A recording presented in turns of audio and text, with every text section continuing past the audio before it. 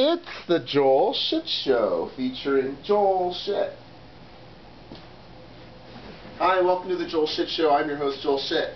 So I'm live on location in Reno, Nevada, in Tuscany Suite number 81611. It's not really a suite, it's just a fancy hotel room with a large bathroom, but, you know, if they want to call it a suite, whatever. The reason that I get this room is because when I got there, I said, hey, what can you do for me? That's not what happened at all. Let's try the story again. So I get there at 6 o'clock, and I have to start work at 6 for Yahoo. There's a lot of traffic coming up on 80. And I said, well, there's 15 people in the check-in line. I'll never get through that. I look at the VIP room, and I said, well, I'm not a VIP, but I am here on an offer, and there's nobody in there, so let's try. So I walked into the VIP lounge, and I said, yeah, I'm here on an offer, but I don't know if I can check in here. And she goes, oh, go ahead, come on in. So she does her stuff on the computer, and she goes, well, we don't really have a lot of rooms right now, but I can upgrade you to a suite. And I was like, okay. If I had only spent the money on the motor lodge room, they probably wouldn't have done that for me. But because I'd paid for a tower room, they were more than happy to give me an upgrade to a suite.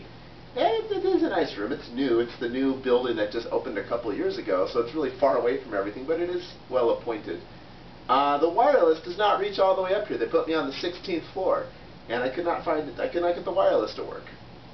Kind of funny, I guess. But I have my wireless card, so I'm good there. The reception is, it's all right. I have to be near a window most of the time for it to work. Sometimes I can be on the bed, but being near the window is definitely faster. But that's no different than 10 years ago when you had a cell phone and you had to stand near a window to get your phone to work. You know, in 10 years we'll look back on this and laugh, just the way we look back on 10 years ago and we laugh at that. The nice thing is there's a nice Sony HD TV that I'm looking at right now. It's right there. And there's one in the bathroom with a separate remote, and the tub has Whirlpool jets, so it's very exciting.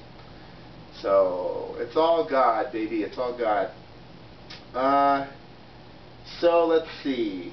I got the same coupon book I got last time, where there's a coupon for a $100 bonus, or no, it's 2-to-1 blackjack if you get suited diamond or suited spades up to $100. So I'm playing black chip blackjack, which will definitely give me an offer for this room again, I'm sure.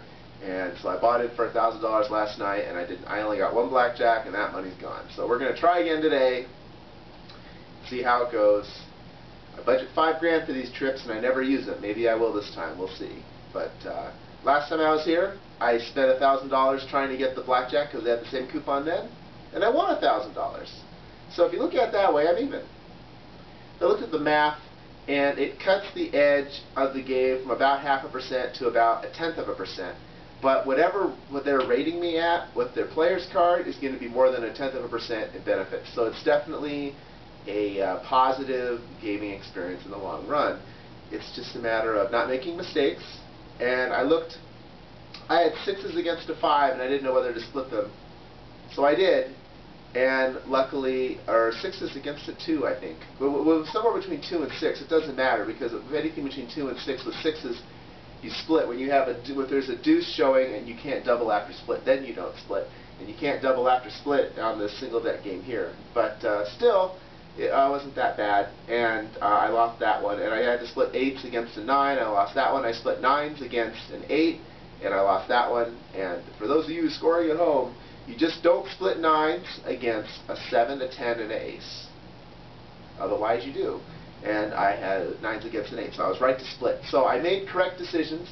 I was a nice guy, and I acted like I didn't know what I was doing, and I wasn't counting because I was betting $100 every hand. So you know, they like people like that. They know that that coupon isn't that big of a deal. I had a $25 match play also. I did not win that one. It was the first hand, and I forget what happened. I had some lucky draws, but the fact that you only get one blackjack, you know, and however long I played, you know, you can't keep up. The dealer had 6 blackjacks, but none of hers were suited. And I asked her if I had to pay her 2-to-1 if she got a blackjack. I know I did this joke last time I was here. And she said no, but I could if I wanted to.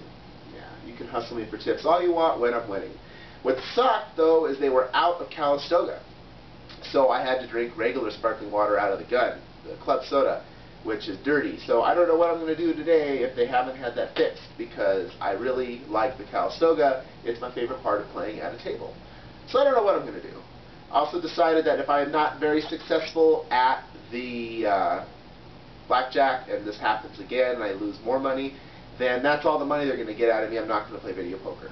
But otherwise, I still have $600 budgeted to play video poker at some point this trip, but I don't know when it's going to happen. Happy 6 de Mayo. I hope you heard about in Live Oak High School in Morgan Hill that some kids showed up in red, white, and green because it was Cinco de Mayo, and some white kids showed up in red, white, and blue. You're not doing a thing for the stereotypes about Morgan Hill. We think you're all rednecks, and we're going to keep on thinking that when you let your kids go to school doing that. If you don't know what it's like to be persecuted, and being Christian does not count as being persecuted even today, then you should not be doing shit like that, because you're missing the fucking point. When I was a kid, I said to my mom, if there's a Mother's Day and a Father's Day, how come there is no Children's Day? And my mom said, every day is Children's Day. And I was like, what? Where's my fucking present? Well, that's kind of like what these kids at Live Oak High School, who are doing this because their parents said it would be a good idea, are doing. Morgan Hill is definitely a conservative city. They are in a R plus 11 district. They're R plus something. I'm not going to say 11. They're R plus something. And it shows. It shows. I think that Abel Maldonado is there. Well, they did have Abel Maldonado as their state senator, assemblyman, or whatever, but then he's the lieutenant governor now.